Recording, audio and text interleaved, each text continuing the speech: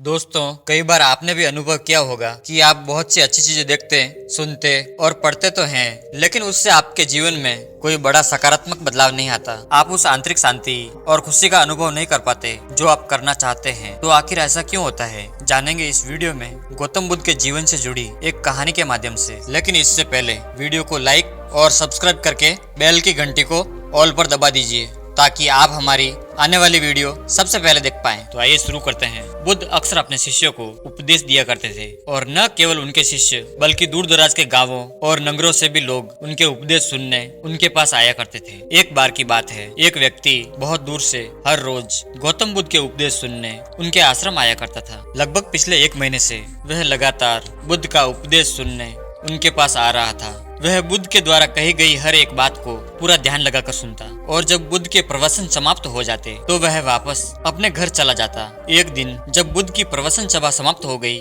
तो वह उसके बाद भी वहीं खड़ा रहा। जब सभी लोग वहां से चले गए तो वह बुद्ध के पास जाकर बोला, मैं आपसे कुछ पूछना चाहता हूँ। बुद्ध ने कहा, पूछो, क्या पूछना है? व्यक्ति ने कहा, मैं पिछले 1 महीने से हर रोज आपकी शिक्षाओं को पूरे ध्यान पूर्वक सुनता आ रहा हूँ। मुझे वो हर एक बात याद है जो पिछले 1 महीने के प्रवचन के दौरान आपने कही है, लेकिन आपकी ये शिक्षाएं मेरे जीवन में कोई भी सकारात्मक प्रभाव नहीं डाल रही है। आखिर ऐसा क्यों हो रहा है कि आपके उन्हीं प्रवचनों को सुनकर कुछ लोगों की पूरी जिंदगी ही बदल गई, लेकिन मेरे जीवन में कोई सकारात्मक बदलाव नहीं आ रहा है। अब तो मुझे लगने लगा है कि शायद मुझ में ही कोई कमी है। बुद्ध ने मुस्कुराते हुए पूछा, तुम रहते कहाँ हो? व्यक्ति ने उत्तर दिया, सरस्वती, यहीं पास के ही गांव में। बुद्ध ने फिर प्रश्न किया, तुम यहाँ आते कैसे हो? व्यक्ति ने कहा, कभी पैदल, कभी घोड़ा गाड़ी से तो कभी बैलगाड़ी से। तब बुद्ध ने कहा, अब तुम मुझे ये बताओ कि क्या तुम यहाँ बैठे बैठे अपने घर पहुँच सकते हो? व्यक्ति ने कहा, ये कैसे संभव हो सकता है? मैं सिर्फ यहाँ बैठे बैठे अपने घर कैसे पहुँच सकता हूँ? वहाँ तक पहुँचने के लिए मुझे यहाँ से पहले चलना होगा,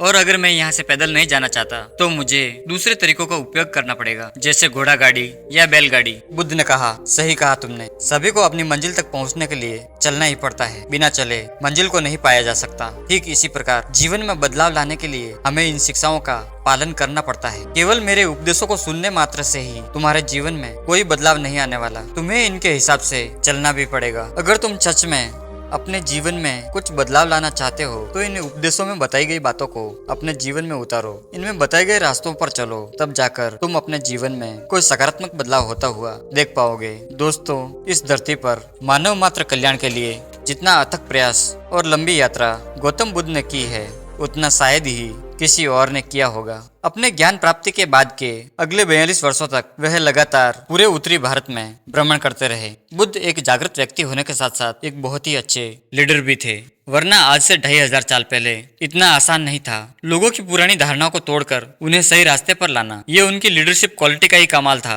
कि वो हजारों लाखों लोगों को अपनी बातें समझा पाते थे।